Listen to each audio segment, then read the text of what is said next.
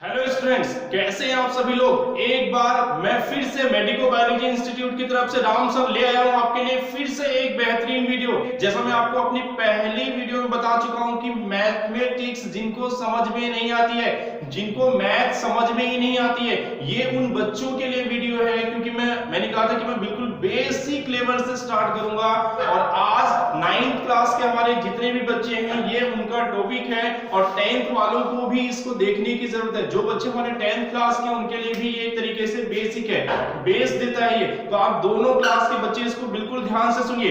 तो आज मैं 9th क्लास का मैथमेटिक्स की जो बुक है आपके एनसीईआरटी की, उसमें जो फर्स्ट चैप्टर है ना बेटा, फर्स्ट चैप्टर है ना जो आपका नंबर सिस्टम के नाम से, आज मैं नंबर सिस्टम का एक पूरा कंप्लीट इंट्रोडक्शन देने वाला हूं। ठीक है, सबसे पहले आप ये देखिए कि जब भी आप किसी टॉपिक को पढ़ने जाते हैं तो पहले आपको ना उस टॉपिक के बारे में पता होना चाहिए। जब पता होगा तभी तो एक माइंड में परसेप्शन क्रिएट होगी ना कि भाई मैं क्या पढ़ने वाला हूं, आगे क्या चीज है। तो चलिए ठीक है, इस चैप्टर का नाम है नंबर सिस्टम या फिर इसको हम बोलते हैं संख्या पद्धति। तो पहले ये जानिए कि नंबर या संख्या किसे कहते हैं। तो अगर मैं बहुत ही इजी वर्ड्स में अपनी बात को रखूं या बहुत आसान शब्दों में मैं आपको एक्सप्लेन करूं तो मैं कहूंगा कि नंबर्स या संख्याएं क्या होती हैं।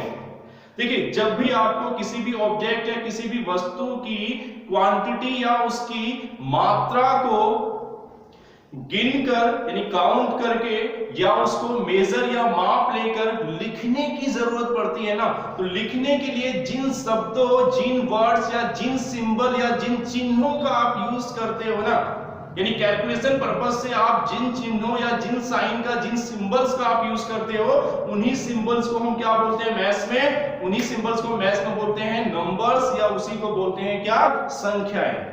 देखिए, हर एक चीज का ना एक सिंबल बना हुआ है, एक चिन्ह या एक साइन बना हुआ है। ठीक उसी तरीके से मैथ्स में भी हम क्या करते हैं, जैसे मान लीजिए आपको बचपन से ये बात सिखाई जाती है कि देखो बेटे प्लस हो तो प्लस के लिए हम क्या करते हैं कि प्लस, अगर आपको प्लस का सिंबल बनाना है तो आप ये साइन यूज करते हो ऐसे, माइनस के लिए अगर बनाना है तो आप ये साइन इस्तेमाल करते हो, मल्टीप्लिकेशन के लिए बनाना है तो ऐसे ये साइन है, ये कुछ भी नहीं, ये सिंबल्स हैं, ये साइन या सिंबल्स हैं। तो जो नंबर्स होते हैं ना, नंबर्स भी किसी भी ऑब्जेक्ट की क्वांटिटी या किसी भी वस्तु की अमाउंट या अमाउंट को मेजर करके या उसको काउंट करके लिखने के लिए जिन सिंबल्स का, जिन चिन्हों का आप यूज करते हो ना, उसी को नंबर्स कहते हैं। तो आज मैं क्लासिफाई करने जा रहा हूं नंबर्स को। इस वीडियो में बिल्कुल ध्यान से सुनिए, आज नंबर्स को क्लासिफाई करने जा रहा हूं। चलिए देखिए यहाँ पे, यहाँ बोर्ड पे देखिए हमारे पास नंबर्स है। हम नंबर्स को दो पार्ट में क्लासिफाई करते हैं बेटा। देखिए यहाँ साफ दिखाई दे रहा है कि एक आपके पास रियल नंबर्स होते हैं तो दूसरा आपके पास कॉम्प्लेक्स या इमेजिनरी नंबर होते हैं। कई बार कई लोग जब वीडियोस बनाते हैं तो उसमें वो बोलते हैं कि हम नंबर्स को तीन पार्ट में डिवाइड करते हैं। कौन कौन से तीन पार्ट है भाई? एक आपके पास रियल नंबर है, दूसरा आपके पास कॉम्प्लेक्स नंबर है, तीसरा आपके पास इमेजिनरी नंबर है।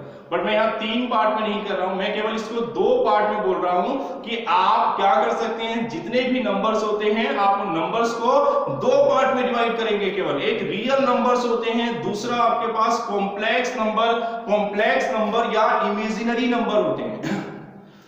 मैं आगे चलकर आपको बताऊंगा, ठीक है, क्योंकि वैसे यहाँ का ज्यादा टॉपिक यहाँ का नहीं है, क्योंकि कॉम्प्लेक्स या जो इमेजिनरी नंबर है वो आपके 11th क्लास में जो होता है मैथ की जो एनसीईआरटी का 5th चैप्टर है वहां पर है, वहां पे बात करेंगे। हालांकि इन दोनों नंबर्स में कॉम्प्लेक्स और इमेजिनरी इन दोनों वर्ड्स में भी एक छोटा सा डिफरेंस होता है। क्लियर है? छोटा सा डिफरेंस होता है। एग्जैक्टली इमेजिनरी जो नंबर्स होते हैं ना वो कॉम्प्लेक्स नंबर्स के ही सबसेट होते हैं, यानी ये उसी के पार्ट्स होते हैं, हम ऐसे भी समझ सकते हैं। बट चलिए हम इसके बारे में डिस्कस नहीं करेंगे। तो अब मैं आपको रियल नंबर्स के क्लासिफिकेशन के बारे में बताता हूं। देखिए, रियल नंबर्स को हम क्या करते हैं बेटे, दो पार्ट में डिवाइड करते हैं। जितने भी दुनिया के रियल नंबर्स होते हैं ना, उन सबको हम दो पार्ट में डिवाइड करते हैं।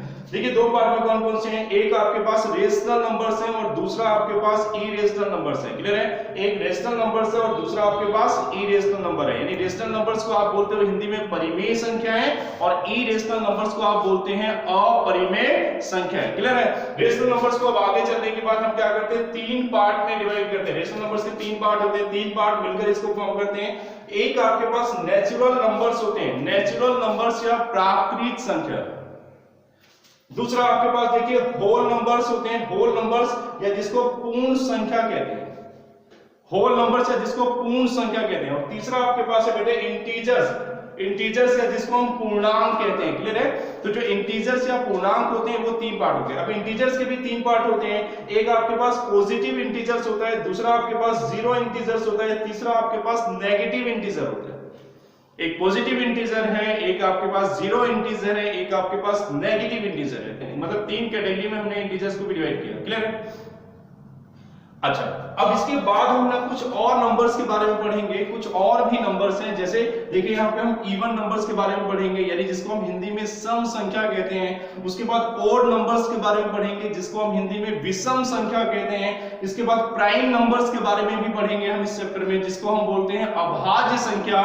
इसके अलावा को प्राइम नंबर, जिसको हम बोलते हैं सह अभाज्य संख्या। और एक आपके पास है कंपोजिट नंबर, जिसको हम बोलते हैं क्या, भाज्य संख्या। क्लियर है?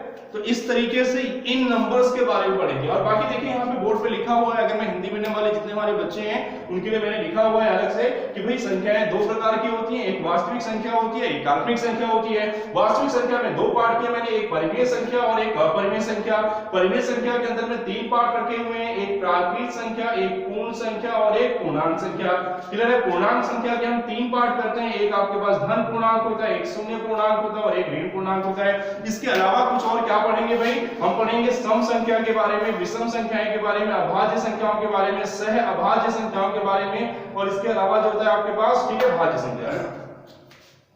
इन सभी संख्याओं के बारे में मैं कभी भी, जो बच्चे हमारे 8th क्लास से 9th क्लास में आते हैं मैं देखता हूं हमेशा उनको कंफ्यूजन होती है। इवन जो बच्चे हमारे 10th क्लास में भी आ जाते हैं ना, उनको भी कंफ्यूजन होती है। बट मैं आपको इन नंबर्स के बारे में ना एक एक नंबर्स को, एक एक टाइप को लेकर डिटेल में डिस्क्राइब करूंगा। अगली वीडियो जो मेरी होगी उसमें बिल्कुल डिटेल में एक एक बात बताऊंगा। आज के बाद गारंटीड है कि आप जो होता है नंबर सिस्टम को कभी भूल ही नहीं सकते, ये आपके माइंड में हमेशा के लिए याद हो जाएगा। तो मेरी नेक्स्ट वीडियो भी आपको देखना है, ठीक है। और एक चीज है कि इस वीडियो को ना लाइक, सब्सक्राइब और शेयर करो भाई, जितना कर सकते हो, क्योंकि ये वीडियोस अब आपके पास लगातार आती रहेंगी, ठीक है।